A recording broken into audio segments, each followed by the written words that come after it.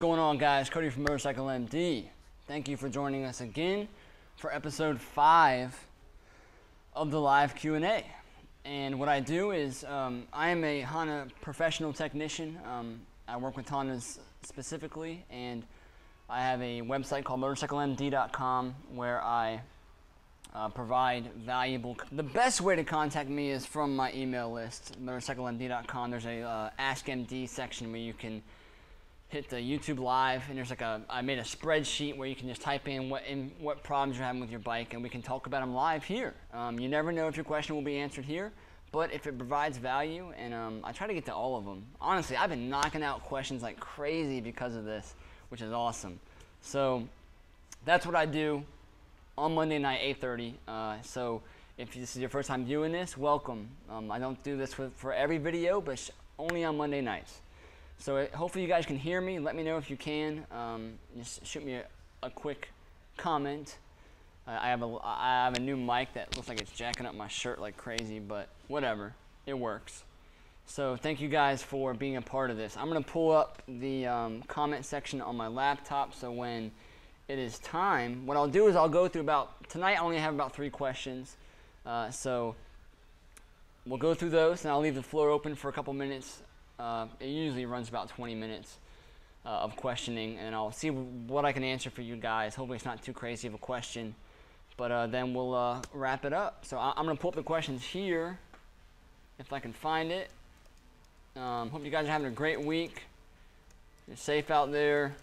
The weather's been awesome here in Norfolk, Virginia, so I thought it was going to get cold, but apparently it's not. It's decided to be 75 degrees every day. All right, here we go. Got this pulled up. I'm going to enter the live now, turn the volume off, and open up some questions. So like I said, I have like 3 questions this week. Remember, this whole thing, the live Q&A ran solely off of the viewers. I mean, I could come up with stuff to talk about, but I like talking to you guys and seeing what kind of problems you guys are having. So if you have a question about your bike, go to the website, fill out the thing, and that will, even if I don't care what kind of question it is, no question is dumb, honestly. So that's where this whole thing comes from. All right, so if you have a question, hit me up, and we will try to get to it. Also, I just got a brand new shipment. Yeah, my shirts. I mean, I'm ready. So if you guys want a shirt, Motorcycle MD, it's got a cool logo on the back. Hit it up on the website. Again, it's a readout that says support MD on the website. You can order a shirt. I should have it all updated, and so it should all be ready for you to support me. So thank you guys so much for everyone who has and who has received their shirt. You guys are awesome. So we're going to do a couple of one electrical question, and we got some, as usual, carb issues. Carb issues is like, I feel like the main thing for motorcycles. Last week was like all 80s bikes. I have of course, another 80s bike here, but we will talk about it. If you have a question, hold off till the end, or you can just ask me now. I mean, I'm probably not going to answer you right away, but towards the end, we will get to it. So, thank you to everyone who is showing up right now to talk about their bikes. The first question is from Mo in Atlanta. He's got an 04 Honda VTX 1300, 5,000 miles. Super low mileage. I mean, for any bike, especially a 2004. But, so right up the head, before you even ask the question, I automatically think it's going to be a carb issue, but it's actually not. It's an electrical problem that he's having. So he's got Cobra pipes, Canon filter, carryout and indicators and floorboards, mirrors, handlebars, wider tire on the back. Okay, so he says, sorry if this is long-winded. I can't get a response from her, A, being her bike. When I turn the ignition key on, I get no juice, no lights, no nothing. I replaced the battery with a new one, 12.9 volts, even though my old battery still shows 12.5 volts. I cleaned the contacts with handlebar kill switch, making sure to replace all the parts, spring and bearings included. or the spring and ball that's inside the switch. So he's doing something good. I hit it with a little WD-40 because I had no grease on hand, no problem at all. That shouldn't be any issues. But it was super clean regardless. I used my multimeter to check voltage on the battery. I checked my relay, in quotations. I'm not sure which relay that is. Hopefully it's a starter switch relay, or the starter relay, which seemed to have good voltage as well. I checked all fuses with the multimeter to be sure. I made sure that the bike was grounded using the multimeter. He just kind of goes on about how we check that. Still, it has the correct amount of voltage. I've checked my connections on the battery. Everything is tight and clean. I don't know what to do next. It was running a couple months ago just fine. Since then, I've been racking my brain to isolate the problem. All right, so no voltage whatsoever. I mean, no lights, no indicators, no nothing. I would go straight to the main fuse. You said you checked the relay. I'm sorry, I forgot your name already. Mo. You said that you checked your relay. But because no lights, no power, no nothing, man. I mean, all that stuff is ran through the 30 amp fuse on the starter switch. Or the starter relay. So your positive cable from the battery goes straight to a starter relay. That kicks on power to the starter. All right, and on that switch, typically, there is a relay for it. It's the biggest fuse you have in your system. 30 amp, usually it's 30 amp. I would say 25, but it's usually 30. Or it could be 25, or 20. Whatever. So I would check there, man. I would check power there on one side of the fuse and power to the other side. If you don't have power there, then you have an issue. If you have power to one side of the fuse but none to the other, obviously it could be a bad fuse. You might have blown the fuse somehow. That's a lot of amperage to blow that fuse, but no power whatsoever. I would think check there first. Or your ignition switch. I mean, those are the two things that have to have power, or that gives power to everything on the bike. Ignition switch to the starter relay, and then the rest is all history. I mean, that's where I would check power first. Hopefully that helps you out. Get back to me once you check that. If you have a problem before or after, then we can go a little bit further, but that's where I would check first. So good question. Yeah, main fuse. So this one is from Daniel Bagley. From, I mean, I don't have any other information about him. 1984 Honda VT500, another 80s bike. The biggest, you know, it's funny because I don't necessarily enjoy working on 80s bikes because they have so many problems. And this question here and all last week was all 80 stuff. It's because they got so many problems, man. It's just, they're always nightmares. I'm sorry for those who own them.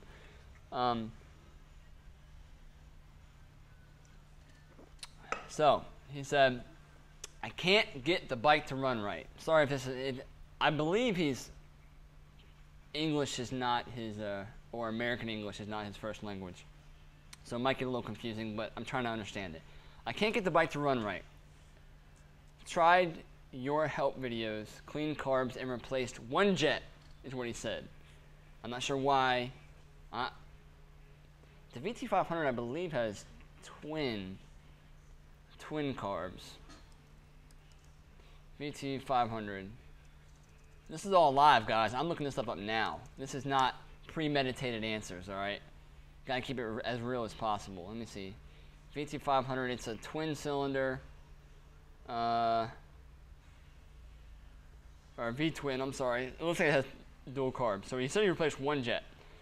So that's my first question right there. Everything seemed great. However, now at higher speeds, 100 to 120. I'm not sure if that's miles per hour. More than likely it's not. It hesitates and surges.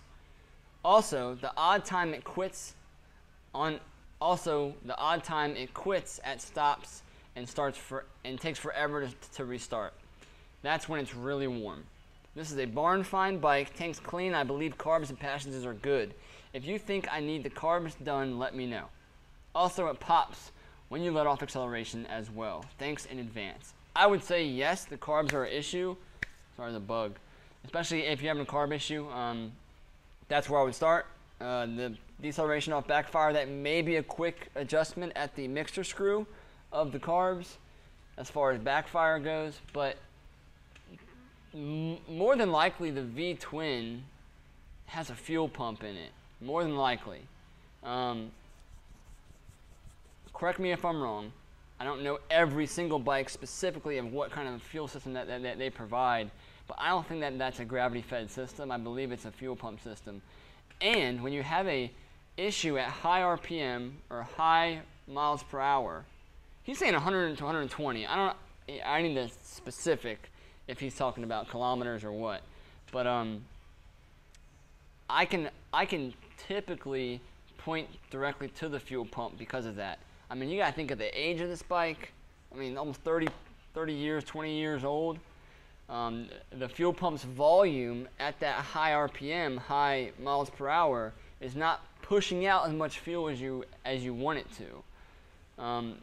And so I've ran into problems with the VT 600, 1100s, bad fuel pumps, man. Like, the volume's just not there, and there's a way that you can test that, but I would make sure that you have a manual. If it does have a fuel pump, again, all this wraps around if it does have a fuel pump. I didn't do my research before this. This is just me shooting from the hip from knowledge that I've gained. So there's a way that you can test the volume output of the pump by just jumping the fuel cut relay or the fuel pump relay. That would cause it to pump for a certain amount of time. Usually it's about 5 to 10 seconds into a container of the outlet of the fuel. So your fuel tank's full, jump the solenoid for that fuel pump. Carefully, you're working with spark, electricity, and fuel. So just be smart and pump it into a container, and it'll say, yeah, it should pump this much volume in this amount of time. That's probably the problem, but I still think you have a carburetor issue. You said you replaced one jet. I'm not sure why. Maybe that one was the worst one. There's a lot of passages inside those carbs that if you're going to go after the carbs, man, rip them completely apart. Don't split them. You don't need to on the V-twins, but rip them apart, pull all the jets out, get new gaskets, and soak them in a nice hot bath of pine sol and hot water. There's a bunch of home remedies that you can do. I use a very expensive carb tank cleaner, but that's what I would do. Compressed air, contact cleaner, and a hot substance to soak all that stuff in. And it's a lot of work, honestly.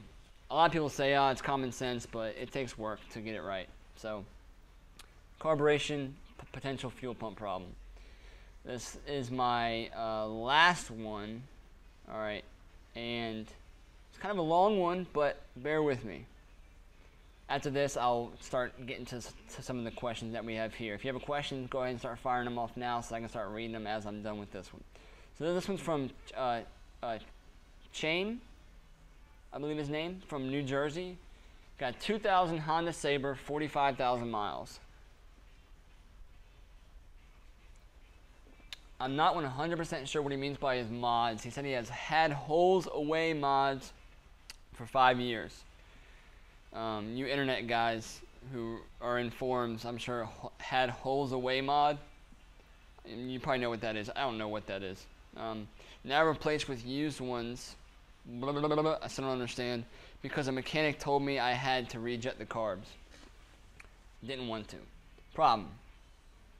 This was noticed a couple years ago when I ride regular, everything seems fine. But if I give too much throttle, for example, to accelerate past a slow driver, or if I'm riding at high speed and want to pass 90 miles per hour, bike seems to bog and choke down. What I just talked about. I thought that maybe the back pressure from the exhaust was causing the problem. Now replace pipes and still have no difference. Number 2, a month ago my clutch died. It just died. And bike won't drive at high speed on highway, probably because the clutch is slipping. Mechanic said I'm running rich, possibly. He's not wrong, 100%. And that first I should replace the clutch, regardless. So I replaced the discs and pads. One bolt on the pressure plate broke. As I reinstalled, everything seems to work fine. So I guess he went ahead and just went on with it. I bought the bike with 12,000 on the odometer and never had any work done in a professional shop. It's too expensive. However, I was thinking about maybe I'm having problems with the acceleration because of carb tuning. Idle seems to be fine and never had a deceleration pop before replacing the clutch. That's kind of odd. There's no reason why the clutch should cause deceleration backfire, but we'll carry on. I assume that is because of the pipes. You're probably correct. I had to remove the front one for the clutch replacement, yes. When I replaced the pipes, I noticed there was no gaskets between the pipes and cylinders, so you might have had like some cold air getting sucked into the cylinder. I bought new ones. I'm still waiting for the second one up front, hoping that it will stop the popping. Meanwhile, almost done. Meanwhile, idle screw seems to be stuck. But idle's okay. So his idle screw, I think he's talking about his main adjustment. So on the left-hand side of the bike, by the throttle cables that go in, that black knob there is his main idle adjustment. He's saying that that's stuck, which is odd. I was wondering if there was a way to replace it without taking apart the carbs. Absolutely, there's a way to replace that without taking apart the carbs, because it should be on the left-hand side of the bike. If that's what you're talking about, idle screw, that's what I'm thinking of. You should be able to just unscrew it. I mean, because all it's doing is just as you screw it in, it's messing with the throttle plate, which is functioning both carbs at the same time. So if it's stuck, look and see if it's the right part that we're talking about on the same page. Look and see if the spring for that adjuster is completely compressed. It's completely compressed, and someone's got that idle jacked all the way up, which means they're probably hiding a problem, like if the carb sync is off or something like that. But a bunch of different issues. If it's your pilot screw, your fuel mixture screw, and that's stuck, that's a completely different problem. Hopefully you can get that out. Again, I'm not sure if that's what you're talking about, but yes, you could be rich on the top end. I'm not sure what's in there. I'm not sure what if you're working with stock jetting, stock main jet needles. If someone went in there and just screwed things up royally with thinking what they knew what they're doing, but they don't, that could be causing it to run rich. You're still backfiring on decel. I have a video on deceleration backfire on this channel that I talk about how to adjust that. You could try that to solve that problem, but you could have a fuel pump issue. Again, usually you would notice a fuel pump issue a little bit lower than 90 miles per hour, as well as the vacuum piston diaphragms. They're rubber. I'm not sure if you've ever been inside of those carbs, but they got these little rubber pistons that allow the engine to take in just what it needs. Okay, so that rubber diaphragm is what flexes and allows the velocity of the carbs to increase as you would give it throttle, needing more air and fuel mixture. If those have pinholes in them or they're ripped or anything like that, that can cause an issue. But again, that's usually around 3,000 to 5,000 RPM. You'll really notice that. So again, fuel pump, you got something going on inside the carb. It could be too rich, but you gotta. The only way to find out, man, is just to pull the carbs out, take them down, and kind of verify what jets you have in there, what should be in there. Look and see if you have an aftermarket main jet needle. If you have an aftermarket main jet needle, you would know because on that vacuum piston, there's a clip that you can adjust. Okay? If it's non-adjustable main jet needle, then that means it's not aftermarket. That may be really confusing, but that's what I got. That's what I'm going through in my brain. So that's it, man. 3 questions. I really did not get too many this week. We've been knocking them out, man, like 5 or 6 a week. That's pretty legit. So I will go through some of the questions that you guys have posted here. If you have one, go ahead and hit it up. We won't spend too much time on it. We're already at 20 minutes, so we will get started with this. Let's see what we got. Let me take a sip.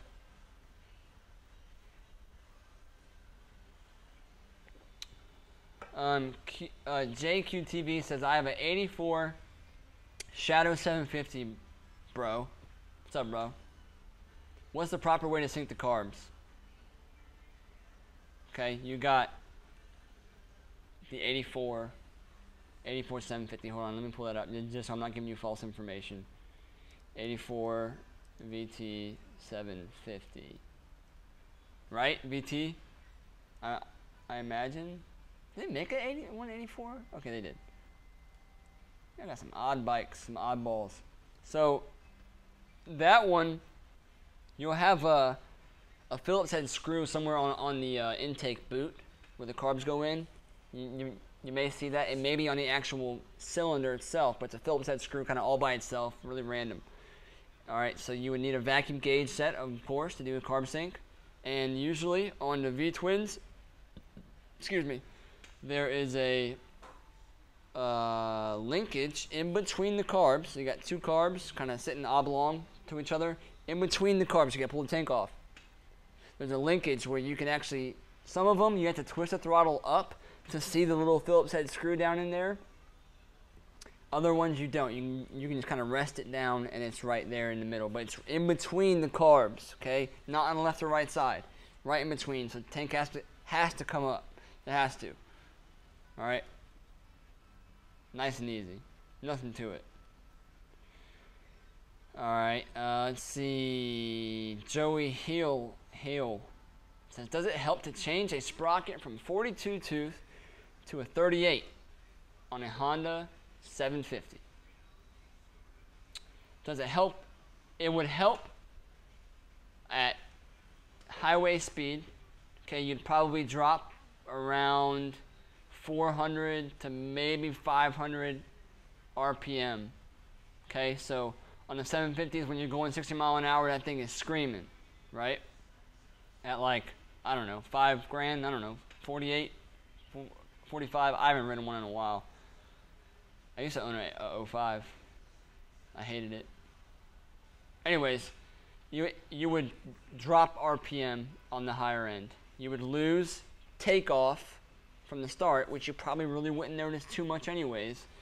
But the engine would be not working as hard as it would on the interstate. Hope that answers your question. So yes, I would think it would be a good thing. 82 from Alex, Honda 750. I have carbs off, cannot completely drain tank. Will it be all right for a few months? The tank? No. If a few months you mean like 1 or 2, yes. If a few months you mean like 6, no. I would fill the tank up completely with great gas and put fuel stabilizer in it. The more gas you have in a container, the longer it will last. The smaller amount that you have in a tank, opposite. The quicker it will lose its octane and become junk. So if you're going to let it sit for more than like 3 or 4 months, man, I would just either fill it up halfway or something and put some fuel stabilizer in it, and that would be the way to go. Yeah. Okay, Sean asked a great question, actually. It's not bike specific. Can you explain these parts of an electrical system? Regulator, rectifier, and relay. Okay, so we'll start with the first one. Great question, Sean. Regulator. The regulator ensures that the battery is not overcharged. Okay, so as your charging system's working, it's pumping out way more than it needs to charge the battery. So there needs to be a system installed that when optimum charging is reached, because it's in an electrical sense that you can't see, there are little transistors and Zener diodes and all this stuff that says, hey, there's too much voltage, let's throw it to the ground, or let's not charge that much. Okay, so in a not getting super in a way that you won't understand, the regulator, all it does is regulates voltage to the battery. Okay, so the battery is not overcharged and then melts into a pile of plastic. Okay, once it gets to a certain amount, it says, okay, that's all I need, and that's different for every bike. Okay, so that's the regulator's job. The rectifier's job, from the charging system, your charging system is putting out AC current, okay? AC, just, again, I'm trying to make this super simple and idiot-proof so you understand. There's a lot more stuff that goes into it, but the AC system is a current that is always changing. I mean, it's an up and down current. The wavelengths are hard to read. It's alternating. It's always changing, okay? So just think of a wave that is constantly going over and over again in a wave pattern, okay? Direct current it takes that wave and then it will use a certain part of that wave, okay? So it makes it a direct line of electricity. It's more readable, it's more usable. So the rectifier's job is to take the AC current that is being charged or that is being put out from your charging system on your bike, which every bike puts out AC charging system that I know of from Honda. And the rectifier's job is to take that AC current and make it into a direct current so that your battery can use it. Okay, because your battery cannot survive, or your battery cannot be charged and used from AC current. It has to be direct current system to allow everything to work properly. So the regulator, make sure it's not overcharged. It regulates voltage to the battery. Rectifier changes AC to DC so that it can be used properly for the battery. A relay is a switch. A relay is a powered switch to take voltage from one place and then trigger something else. I mean, it's kind of hard to explain. Maybe I should have practiced how to explain a relay, but I guess the best way to use it is an example. So heated grips on a bike. The best way to use them is with a relay, because you have a constant 12-volt battery service to that relay. Okay, that relay can then decide when and where to use that voltage. So it has constant 12 volts, and it's switchable. I can use it when I want, and it's always accessible. I'm not running heated grips through a headlight, which is also using that voltage. The relay is using it directly from the battery, so that it's able to be used on command how you want it to be. So it's a great way to not burn up switches. I feel like that was a horrible explanation. I don't know. The relay is a over exalted switch. I mean, really, that's all it is. It is. I'm gonna say the same thing twice. It gets 12 volts from something. I'm sure someone can explain it better than I can. But that's what it does. It's like a safety precaution for certain circuits. That was long-winded. All right.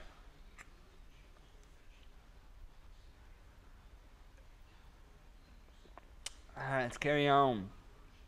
Thank you guys for hanging out. I'm not going to make it too long, I promise, but we have a couple more questions to go through. So, let's see.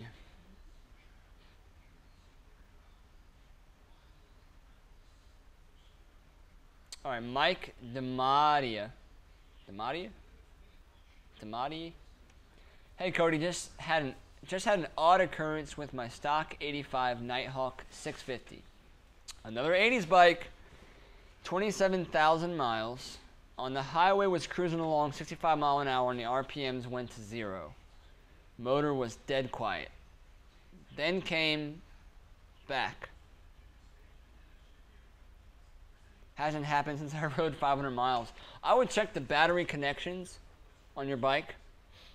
People underestimate how simple and how much of a problem that can cause if the battery terminals are loose in the battery. So I would check to make sure that those are tight. And I would check connection to the ECU, make sure it's nice and tight. And I would check, you could potentially have a kill switch problem, you could have an ignition switch problem, you could have an ECU disconnection problem, you could have a battery terminal problem. Okay, so all the main sources that allow voltage to travel through the bike is what I would check. First one being the battery terminals. It's simple and it's usually the problem. If it happens again, after you, oh, my computer's about to die. Time out. One sec. Let me grab my charger for my computer. I'm sorry.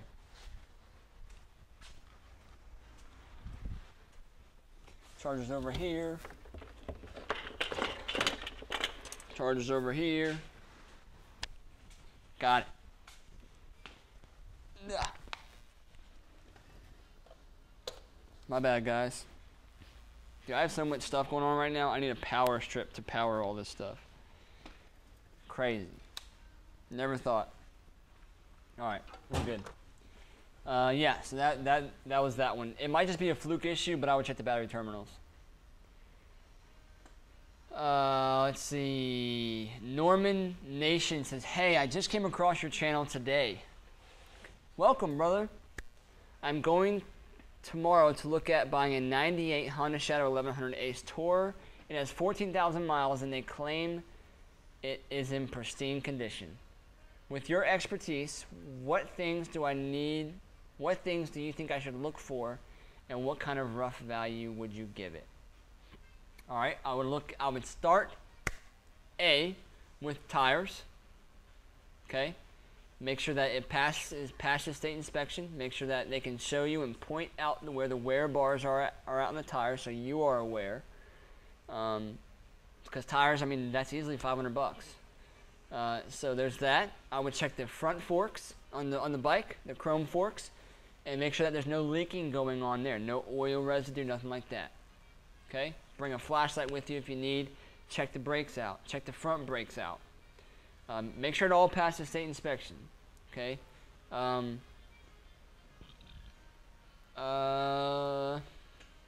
Make sure it starts up. Obviously, you want it to run and run well. So if you got some deceleration, backfire, or something like that, I would check that out. The only issue that really the 1100s had were a connection between the stator and the regulator rectifier. Okay, there's a connection there that, I mean, obviously you can't tell the guy to pull the seat off, pull the covers off, and show you this. But it's not a major problem. It can be simply solved. But there's a connection that burns up. They were really badly made from the factory, and they burn up and they melt like crazy. But if it's in pristine condition, man, I would say you could. Bike prices are hard from state to state. We had some pretty beautiful black and silver 1100 Tours that sold for around $3,500. I mean, they were gorgeous. You would think that they'd be worth like $5 grand, but that's just the market. I mean, they're not worth that much anymore as they used to be. But they're awesome bikes, man. Awesome bikes. So I would look anywhere between $25 to $3,800 Sorry. Yeah. Great bike though. Let's see. A couple more questions.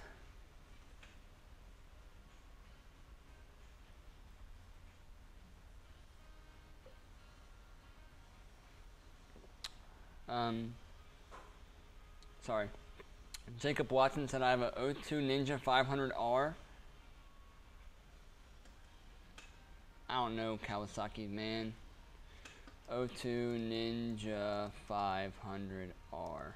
I imagine that's why I get so many thumbs downs or unsubscribe, because people are like, oh, this guy only does Honda. Sorry. This is what I'm good at.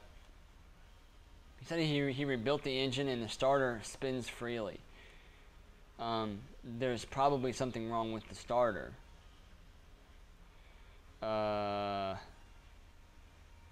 If it's like wing, then the starter's not kicking out like it should. I'm not sure how. If you have a clutch, I'm sorry. If you have a starter clutch on that bike, I'm not sure, man. I'm really not sure.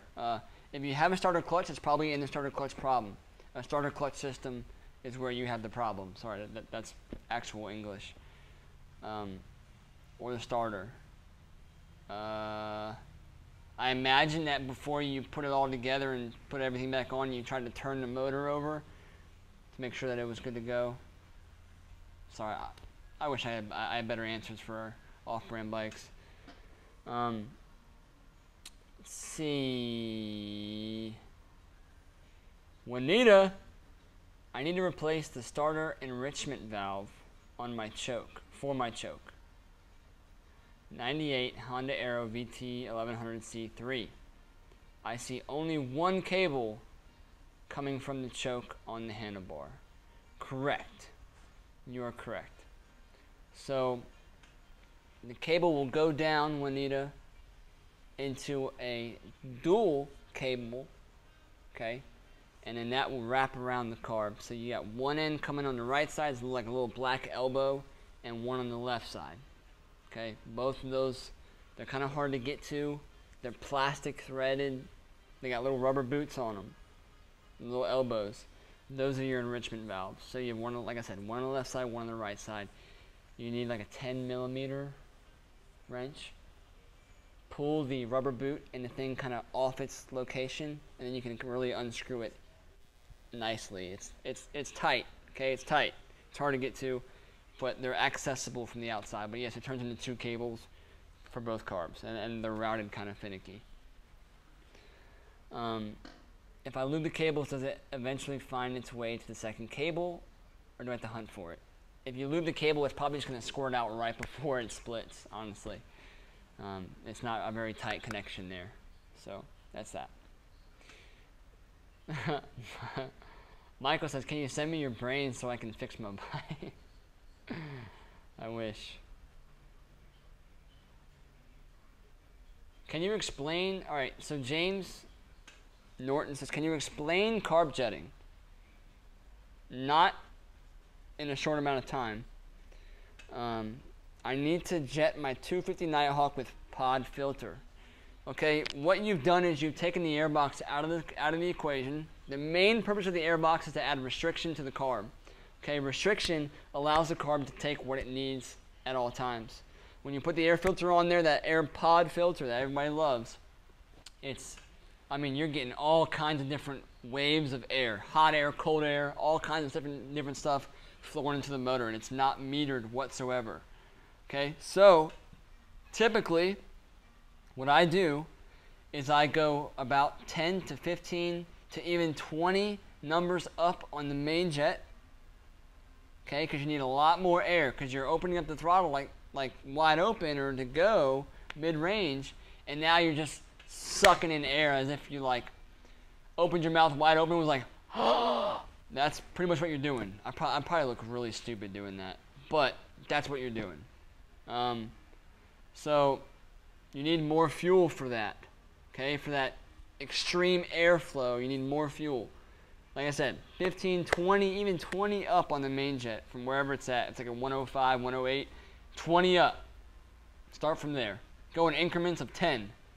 And then you might need to put an idle jet in it, like maybe 2 numbers more. All depends on where your adjustment's at when you go to do the idle adjustment pilot screw setting. But other than that, I don't have time to go into jetting as far as that goes. But when you do AirPods, you need a hell of a lot more fuel. Okay, so that's that. Pete, what up? You're welcome, James. Let's see. Soon Mitch says, I want to thank you on behalf of everyone here that you are helping us with our problems and taking time out of your day. This is very valuable information, very kind of you. Thank you, man. That's super encouraging. I really appreciate that. That really means a lot, because I just worked 9 hours and now I'm doing this. I honestly didn't want to do this tonight, but I enjoy it. I enjoy motorcycles, so and I enjoy providing value when I can, and pioneering on this YouTube thing with Motorcycle MD. So you're welcome. You're very welcome. You guys are all welcome. Let's see. I think that's it, man. That's it. So thank you. 40 minutes is pretty normal. So thank you guys so much for hanging out with me. Again, shirts are available on the website. I just got my whole stock in. They're all there. And they should be, you know, the amount that I have in that, so on and so forth. That's a great way for you to support me so I can buy cool gear like this wireless mic. I just ordered a new light, so when I'm shooting videos, it's not like, oh, here's an awesome shadow. I don't know how to do a shadow.